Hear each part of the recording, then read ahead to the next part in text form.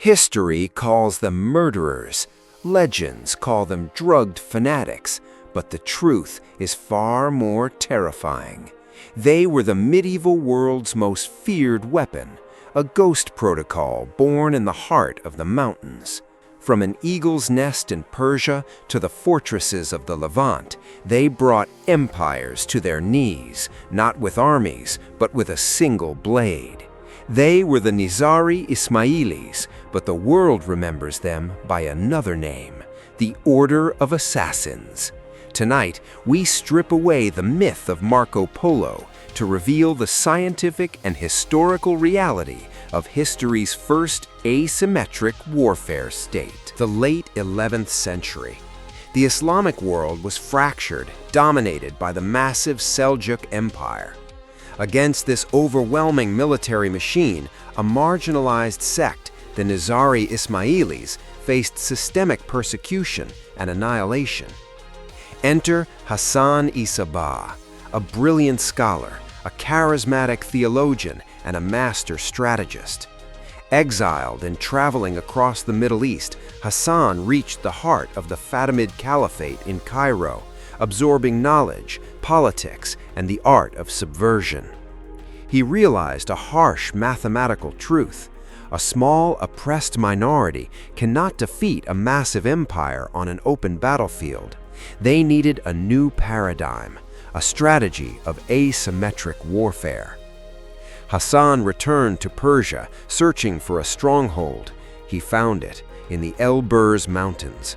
It was called Alamut, in the local dialect, the Eagle's Teaching. In 1090 AD, Hassan achieved the impossible. Through infiltration and persuasion, he bought the impregnable fortress without shedding a single drop of blood.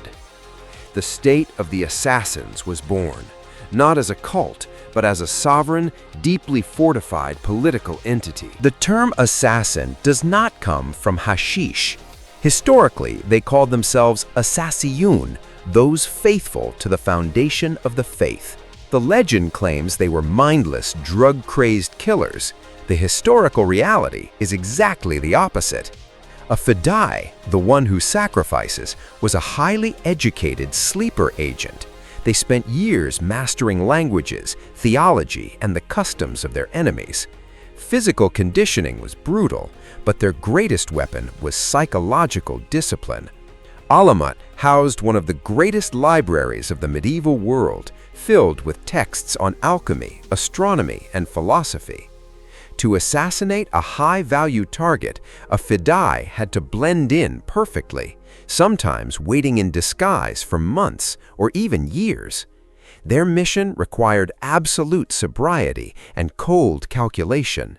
Drugs would have guaranteed failure. Their doctrine was precise: eliminate the architect of the conflict, spare the innocent. Why fight a battle that kills 10,000 soldiers when taking one king can stop the war? From his modest room in Alamut, Hassan-i Sabbah orchestrated a shadow empire that spanned the Middle East. The first major target was al-Mulk, the brilliant and ruthless vizier of the Seljuk Empire. In 1092, disguised as a wandering mystic, a fidai approached the vizier's heavily guarded convoy. The strike was fatal, and it sent shockwaves through the Islamic world. The fidai made no attempt to escape. Escaping was never part of the plan. Surviving the mission meant the agent was a coward. Dying meant martyrdom and eternal paradise. This was psychological warfare. The Seljuk generals were suddenly paralyzed by paranoia. To send a message, the assassins didn't always kill. A dagger pinned to a sultan's pillow while he slept was a terrifying warning: we are everywhere. You are never safe. The terror spread beyond the Muslim world. The Crusaders, arriving in the Levant, soon encountered the silent death. To counter the growing Crusader threat and expand their network, the order established a new frontier in Syria. The Syrian branch was headquartered in the formidable castle of Masyaf. Here, the order was led by Rashid ad-Din Sinan, a man who became immortalized in Western history as the Old Man of the Mountain. European envoys documented his absolute control. Legends say he could command his men to leap to their deaths with a simple hand gesture. While embellished, these stories highlighted the unbreakable discipline of the Fidayleen. Sinan's greatest adversary was not a crusader, but the legendary Muslim leader Saladin. Saladin viewed the assassins as a threat to Islamic unity and laid siege to Masyaf. But Sinan bypassed the army using his trademark ghost protocol.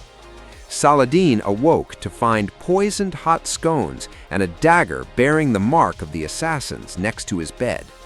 The message was clear: you are surrounded by our agents. Leave or die.